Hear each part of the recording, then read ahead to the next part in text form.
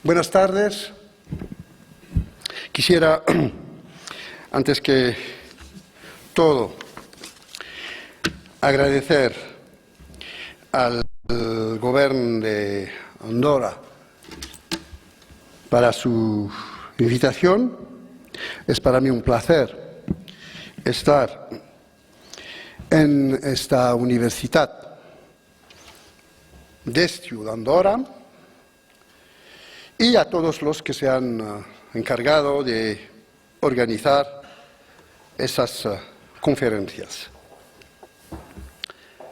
El tema elegido hoy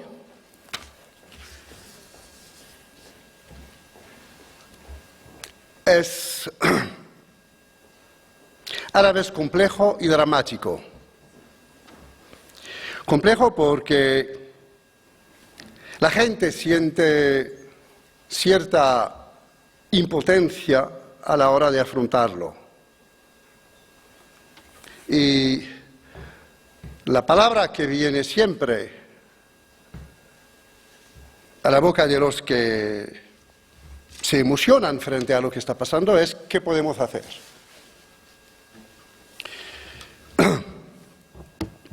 Complejo porque la respuesta no es fácil. Se ha hecho mucho y vemos, con lo que está ocurriendo hoy, que los sistemas puestos en marcha estos últimos años para gestionar la demanda migratoria han dejado de funcionar. Y eso explica por qué estamos en una situación tan dramática en la que la emoción actualmente está dominando la percepción. Debo decir que personalmente desconfío de la emoción, porque la ley de la emoción en política es que la emoción está creada por los medios de comunicación. Por supuesto, en este caso, a través de unos acontecimientos trágicos, inhumanos. Pero la desgracia es que la emoción desaparece y los problemas se quedan, a menudo sin solución.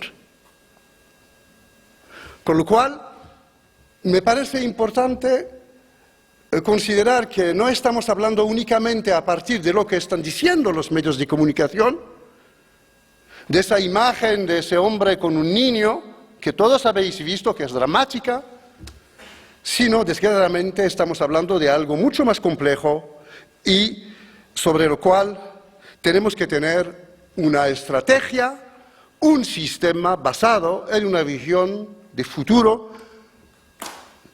de solidaridad de la Unión Europea. ¿Cuál es la situación? Objetivamente ahora. Asistimos a la confluencia de varias corrientes migratorias, refugiados, políticos, desplazados civiles de guerra, que no son refugiados, son desplazados.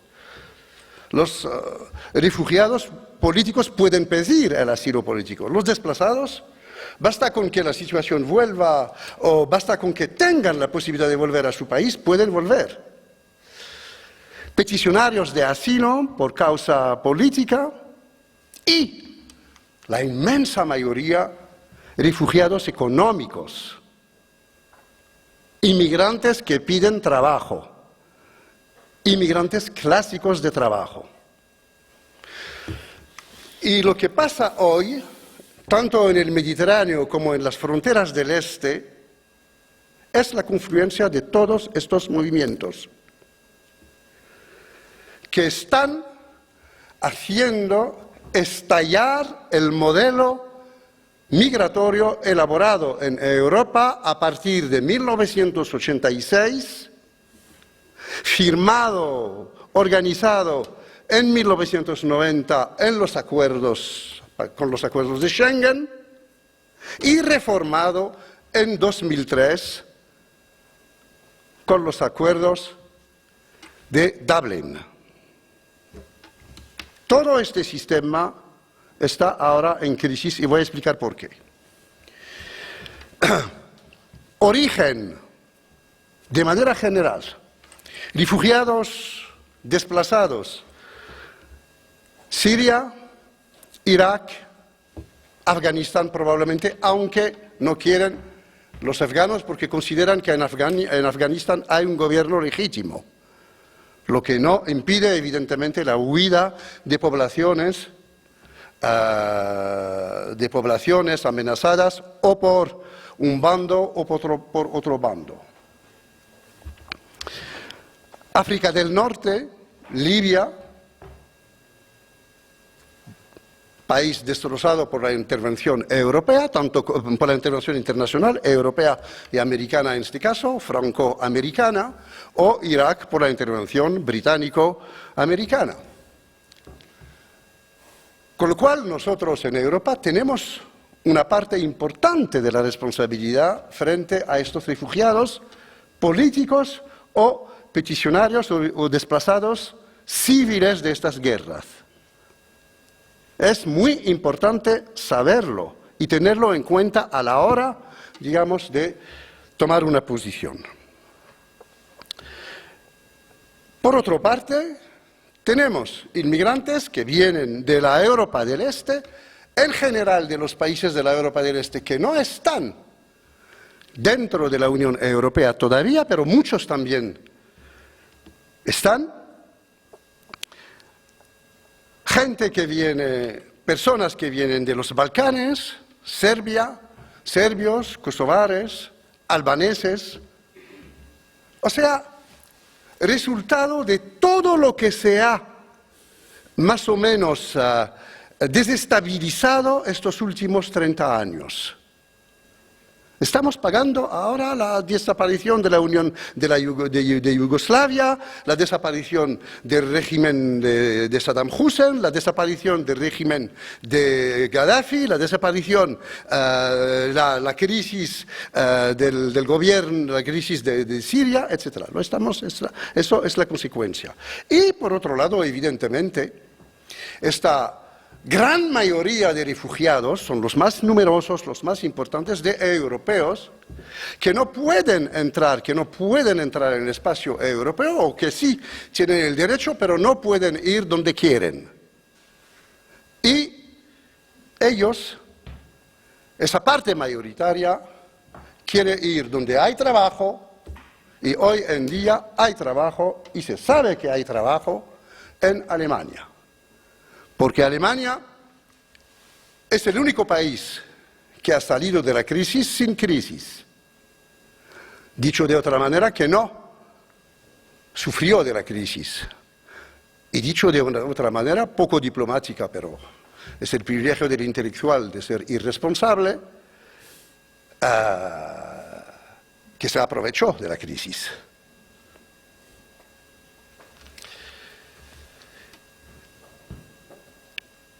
Las causas de estas migraciones son conocidas. Acabo de referirme a la situación de guerra civil. Las causas de los refugiados económicos que vienen de África subsahariana o de los países del este también son conocidos. El subdesarrollo económico, el aumento estos últimos 30 años enorme de las desigualdades entre el espacio europeo, el conjunto del espacio europeo y estos países fronterizos del otro lado de esta fortaleza, de este imperio europeo que funciona más o menos que no funciona como el Imperio Romano funciona mucho mejor, que funciona a su manera, como una fortaleza con puertas cerradas. ¿Qué ha pasado? ¿Por qué está estallando ahora? Diría que fundamentalmente es la consecuencia de la política puesta en marcha estos 30 últimos años, cuya característica es la siguiente. con los acuerdos de Schengen, tanto como de Dublin, Europa, que ha adoptado estos acuerdos, sobre todo Schengen, a partir de 1986, ha podido rechazar la demanda migratoria que existía en aquella época y que se ha desarrollado entre 1986 y hoy en día. Una demanda migratoria importante, procedente esencialmente de los países pobres, tanto de la Unión Europea, tanto de Europa como de los países subsaharianos. Una reducción drástica de la acogida se puso en marcha, en realidad, a partir de 1990, a partir de la adopción del Tratado de Maastricht. ¿Por qué? Rápidamente. Por una razón muy sencilla. Es que si se adoptó la ley Schengen en 1986, es porque al mismo tiempo se había adoptado el Tratado Única. Tratado que constituía un mercado interior europeo con libre circulación de las mercancías, libre circulación de los bienes, libre circulación de los capitales. Pero en 86 se paró a estos tres elementos. El Tratado de Maastricht, en 1990 y 91, añade una cuarta libertad, que es la libertad de circulación para los ciudadanos europeos, perteneciendo al mercado único. La idea era, al construir una economía coherente, se necesita evidentemente la libre circulación de la fuerza de trabajo. Y por eso tenemos muchos trabajadores en el espacio europeo, tenemos que cerrar las fronteras y se inventó esta palabra en aquella época, los no comunitarios.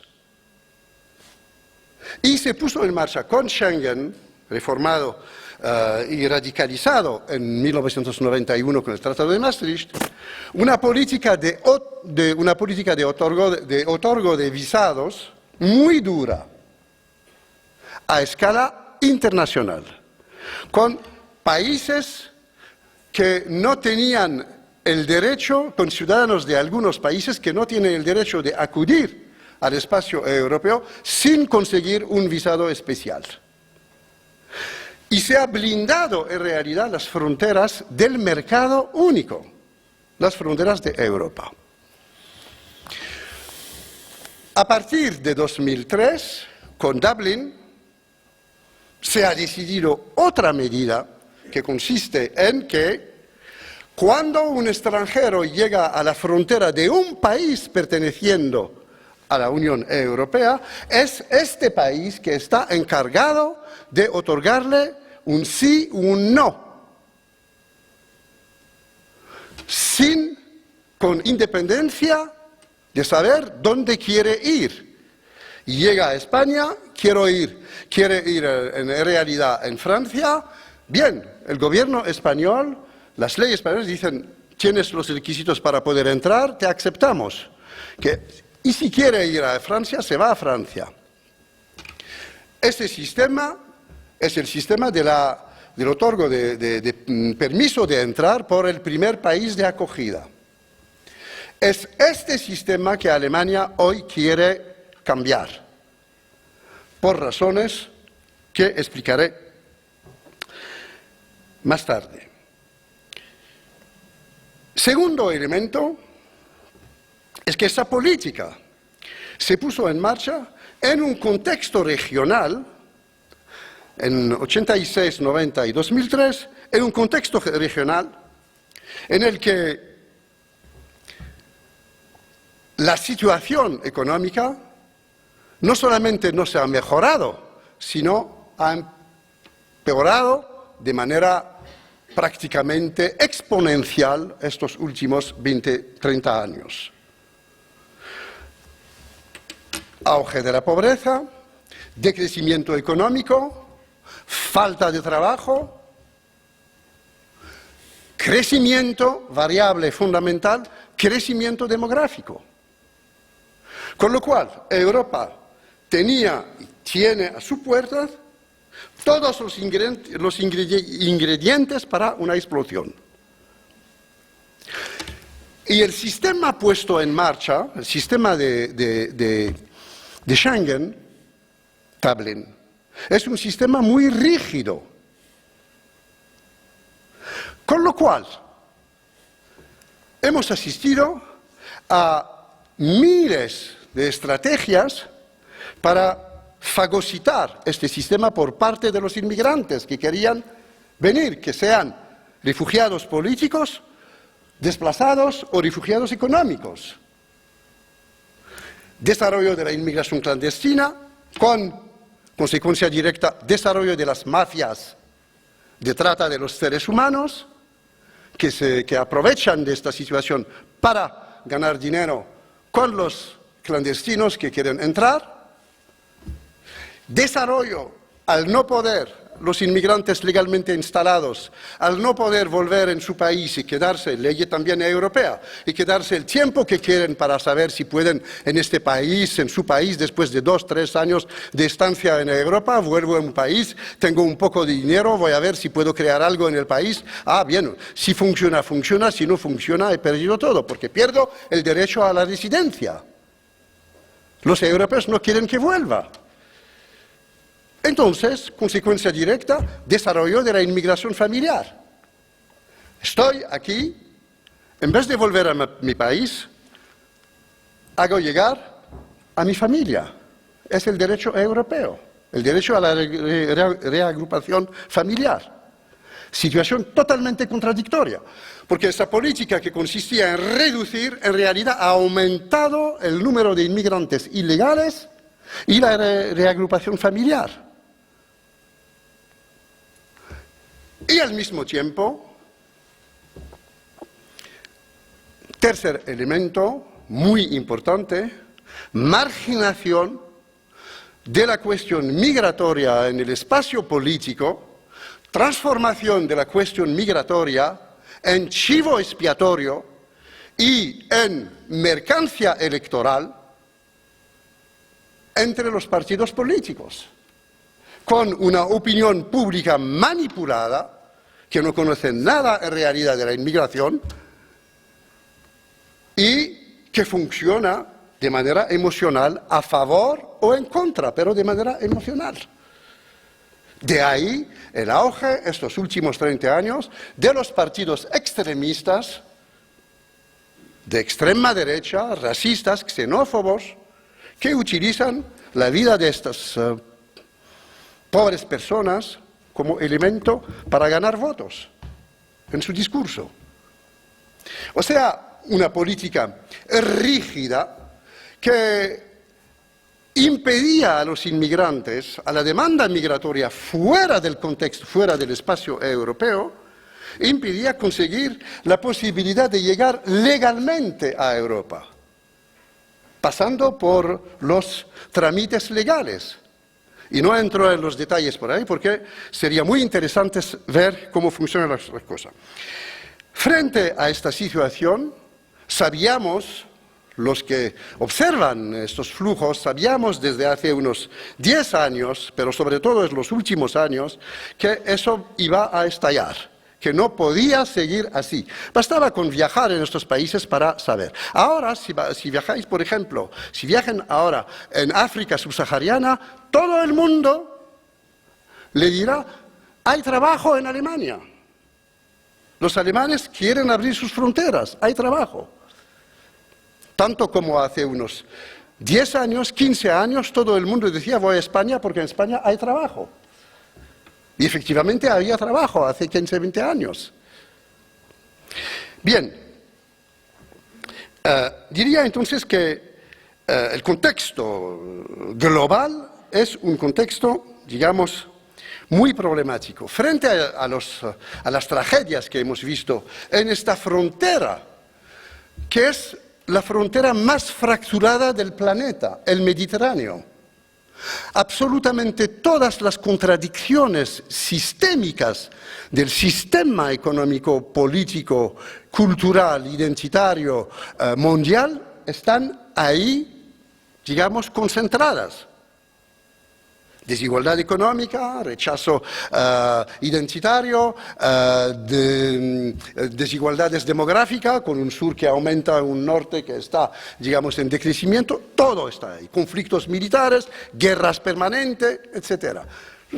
Europa, frente a eso, no ha hecho absolutamente nada y ha aceptado en realidad la marginación del tema migratorio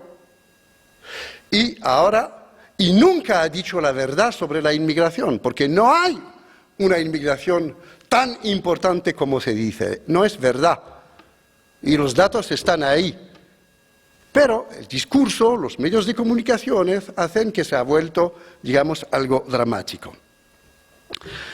Frente a la crisis en esta zona fronteriza, al fin y al cabo, después de 5 reuniones, durante estos últimos 2 años, 7 reuniones del Consejo Europeo, han por fin, en junio de 2015, conseguido un acuerdo entre los jefes de Estados para poner en marcha una política de cuotas.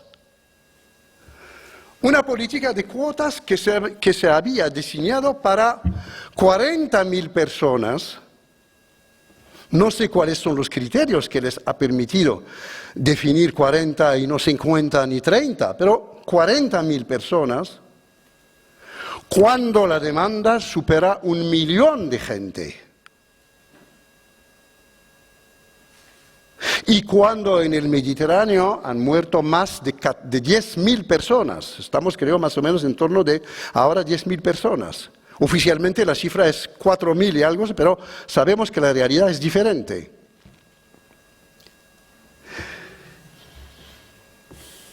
Han decidido poner en marcha estas cuotas. Alemania lo ha aceptado, Francia también, los países ricos diríamos.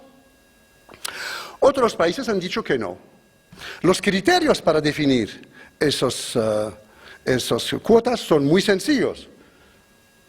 Grado de paro en cada país, PIB, Producto Interior Bruto, y grado de paro, PIB y criterio demográfico, número de la población.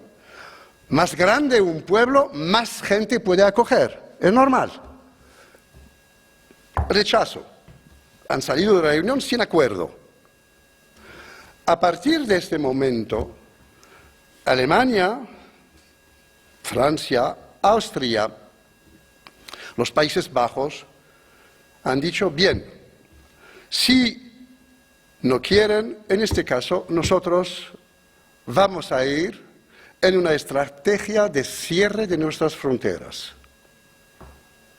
Porque acogemos la gente que llega en estos países y que vienen de Chequia, que vienen de Hungría, que vienen de España a menudo, que vienen de Italia, etcétera, etcétera. No. Entonces, eso significa, en relación con el modelo europeo, el modelo unitario que habíamos puesto en marcha, no era muy bueno, no era muy malo, pero existía por lo menos una política europea. Porque el reto migratorio no es un reto nacional. Ningún país puede hoy en día pretender controlar las inmigraciones.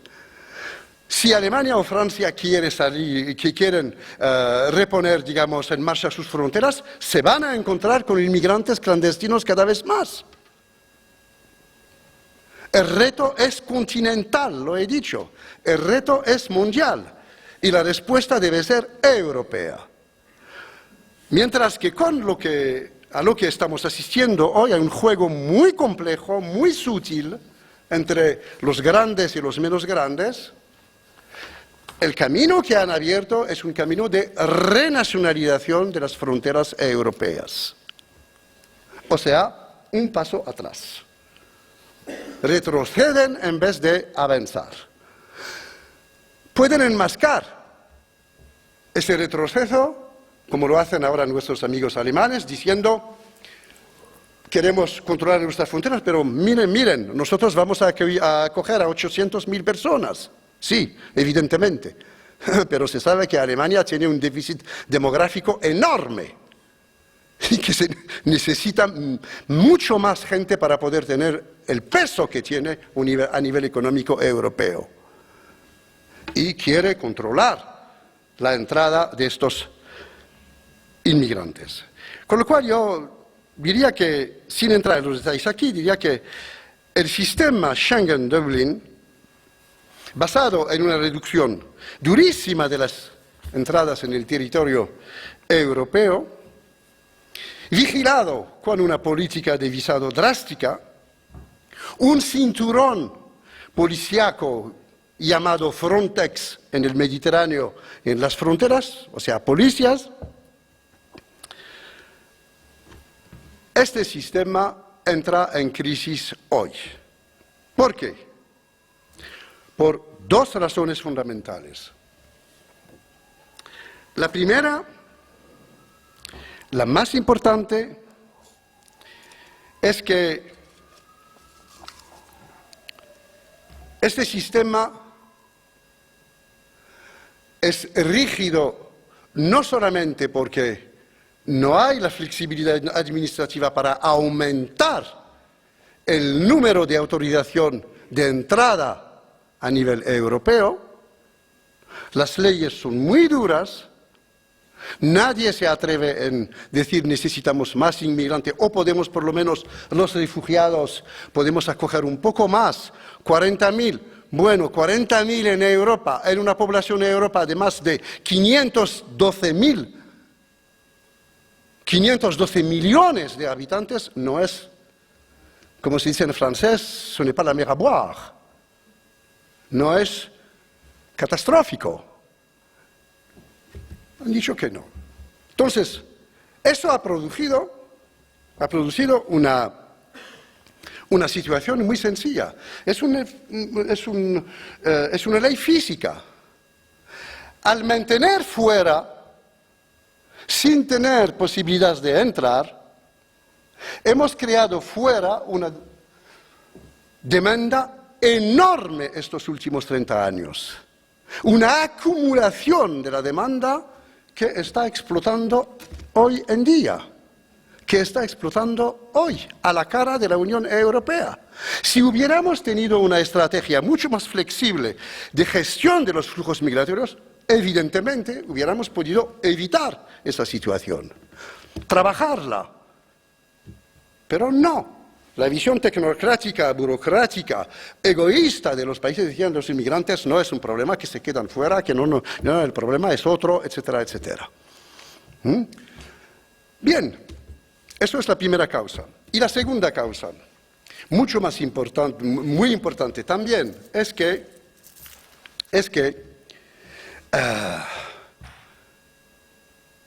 por primera vez desde los años 80, los inmigrantes, que sean refugiados políticos o económicos, han decidido acabar con la fortaleza europea. Dicen, y están, no podemos soportar más, preferimos morir en el mar y obligarlos a practicar, obligarlos a respetar su derecho de socorro en el mar. No quieres que entremos, no ponen en marcha unas leyes que permitan que podamos entrar, entonces vamos ahí. ¿Por qué han tomado esa decisión? No es una decisión racional, pero cuando se habla con ellos, dice, no tengo otra posibilidad.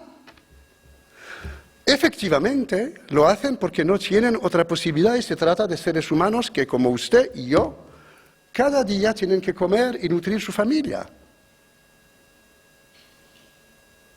Y esta gente, estas personas, viven en un contexto dramático, políticamente y económicamente, no tienen porvenir en su país, y la Unión Europea, el continente más rico del planeta, mucho más que los Estados Unidos u otros países, no se puede comparar, tiene una política de cooperación absolutamente, perdónenme la expresión, ridícula. Nunca han tomado conciencia, y no es por falta por falta de conocimiento, porque los que denuncian esa situación mundial y regional son numerosos. No ha hecho fundamentalmente nada para ayudar al desarrollo de los países productores de flujos migratorios. Hubiéramos podido, por ejemplo, crear un presupuesto europeo común vinculado a la demanda migratoria para estabilizar las poblaciones en su país, financiando ahí la creación de industrias, la financiación de proyectos agrícolas, la educación, etcétera, etcétera. Nada se ha hecho. La estrategia de la cooperación a nivel europeo ha sufrido estos últimos 15 años y sobre todo a partir de 2008 un retroceso enorme, una baja, una reducción enormes. Y se ha concentrado con conceptos de desarrollo muy problemáticos, no discutidos realmente por los países europeos, elaborados por los tecnócratas de la Unión Europea, que en realidad ayudaban a los países concernidos no en, estabilizar la población, sino en crear estructuras que puedan servir a la circulación de las mercancías europeas. Mientras que lo que necesitan en estos países son proyectos agrícolas, proyectos industriales para poder emplear a la gente, dar trabajo a la gente y estabilizarla. Y al mismo tiempo, el cierre de las fronteras desde los años 80, desde los años 86, hace que la vieja relación de Europa, de los países europeos, sobre todo de países que tienen una tradicional relación con África subsahariana, hablo de Francia, hablo también de Gran Bretaña, estos países, estas viejas relaciones se han prácticamente reducido a nada, y la política que existía, la relación que existía de ida y venida, el hecho de que los inmigrantes podían venir, quedarse en Europa, volver a su país y tener siempre la movilidad, se ha destrozado. Es una política sin movilidad, una política que consiste en realidad a captar las élites tecnológicas, científicas, económicas de estos países en detrimento de la inmensa mayoría de pobres que corre ahora el riesgo de la muerte en el Mediterráneo o en las fronteras del este. Hemos puesto una política de otorgo de visados, una política de relación con estos países basada en el ayudar a los que tienen ya, como los bancos, dan dinero a los que tienen, ayudar a los que tienen, ayudar a los que no constituyen lo que se llama un peligro migratorio y dejar el resto fuera. Esto está estallando. Yo diría que frente a esta situación, ¿qué hacer? Primero, creo que, y termino con esto, me quedan unos 10 minutos, espero, mis ojos están dirigidos a esta señora que debe levantarse. Primero, creo que hay que reformar la política fronteriza y reformarla de manera, digamos, significativa. Para los inmigrantes europeos, para los inmigrantes, digamos, que pertenecen a la Unión, creo que hay que favorecer la libre inserción en todos los países de la Unión. No hay otra solución. Y en este caso no estoy de acuerdo con la política de Alemania que consiste en elegir entre estos inmigrantes. Yo creo que la ley debe ser igual para todos. Segundo, creo que lo que tenemos que hacer es hacer un esfuerzo muy importante a la alza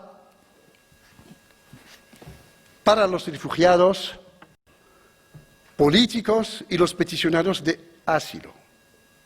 Estos últimos 30 años ha bajado de manera alarmante el otorgo de permiso de residencia en los países europeos para los refugiados.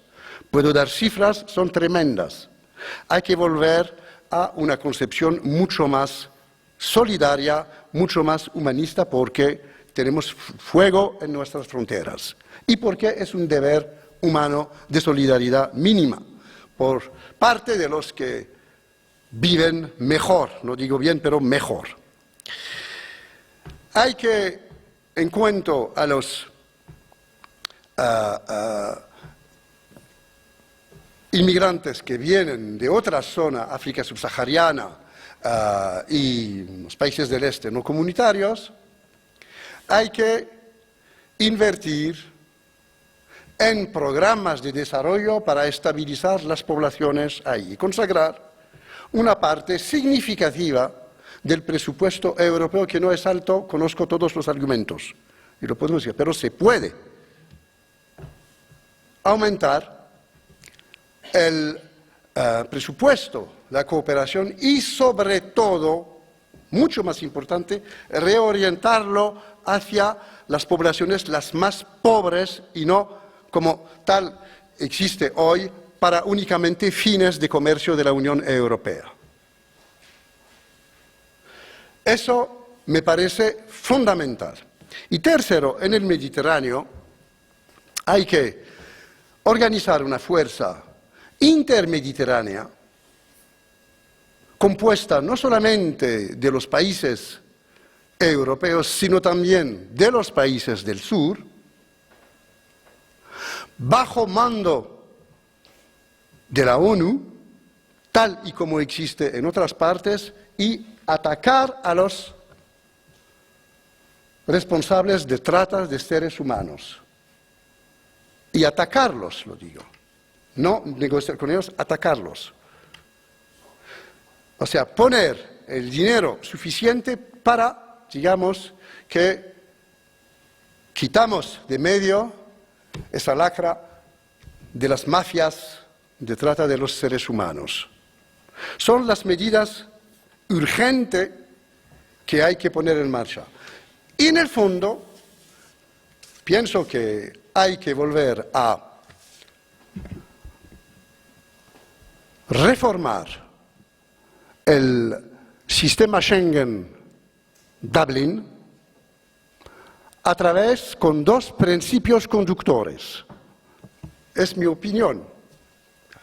El primer principio conductor es: necesitamos una política europea, no francesa, ni alemana, ni española. Una política europea, porque el desafío es continental.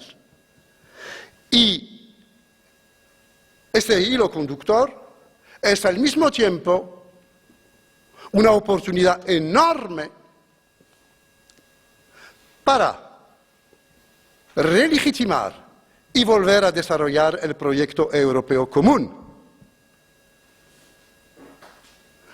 Dado el fondo de solidaridad humana que hay en Europa, felizmente, se trata de un continente que tiene una cultura humanista Se trata del continente que ha inventado las luces, basadas en la defensa y el respeto integral de la dignidad del ser humano. Tenemos en estos países un fondo de seguridad, un fondo de solidaridad enorme. Y yo estoy convencido de que eso puede movilizar a la gente, puede movilizar a las colectividades locales, lo vemos ahora en España o en otros países, puede movilizar y moviliza ya a las ONG, que hacen un trabajo en general muy bueno, puede movilizar la solidaridad. Movilizar la solidaridad significa tomar conciencia de que este problema no es un problema que se plantea únicamente hoy, pero es el problema del futuro y que tendremos que, digamos, siempre intentar resolver la ecuación contradictoria: subdesarrollo económico, aumento de las desigualdades y aumento del crecimiento demográfico. Sabemos que la única manera de luchar en contra del crecimiento demográfico no es económica, es cultural, es la educación. Con millones de mujeres subsaharianas educadas que tienen la educación, que han ido a la escuela, etc., pueden definir su vida y no aceptar tener 10, 12 niños. Y eso es el primer elemento. Y el segundo elemento que me parece necesario, el segundo hilo director, es introducir en la relación con estos países dinámica, sangre, tener unas políticas de otorgo de permiso de residencia, de aceptación de las peticiones de asilo mucho más importantes. A largo plazo no hay otra solución sino la emoción que estamos viviendo hoy, desgraciadamente va a desaparecer cuando los medios de comunicación van a decir, bueno, basta con eso, la gente está harta, pasamos a otra cosa, Coca-Cola. Y la tragedia va a seguir. Es un reto histórico, es un reto humano, basta con un poco de solidaridad para poder afrontarlo. Gracias.